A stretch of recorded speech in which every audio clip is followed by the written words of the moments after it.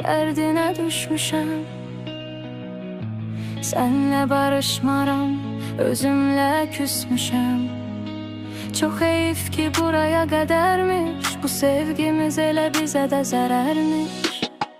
Durub qarşında baxsam gözlərinə, sətirlərindən axsam sözlərinə, anlayaram mı heç nə olub bitdi, bu nağın zehri nə zaman itdi.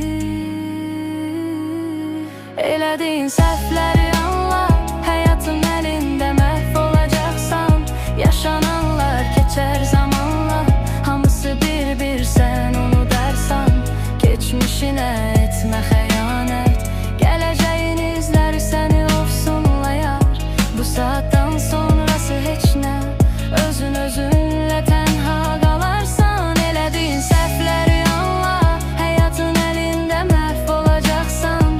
Yaşananlar keçər zamanla, hamısı bir-bir sən unudarsan. Geçmişinə etmə xəyanət, gələcəyin izləri səni ofsunlayar. Bu saatdan sonrası heç nə, özün özünlə tənha qalarsan.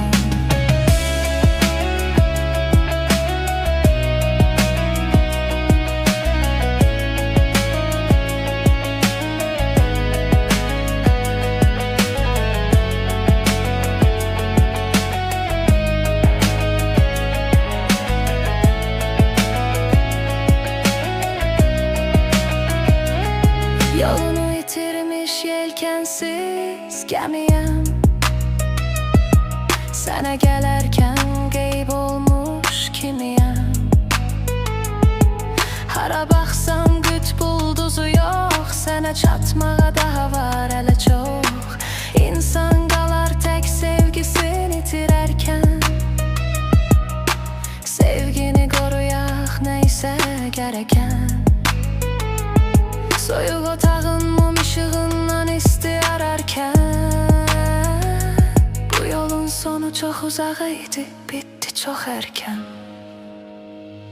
Elədiyin səhvləri anla, həyatın əlində məhv olacaqsan. Yaşananlar keçər zamanla, hamısı bir-bir sən unudarsan. Geçmişinə etmə xəyanət, gələcəyin izləri səni ofsunlayar. Bu saatdan sonrası heç nə, özün özün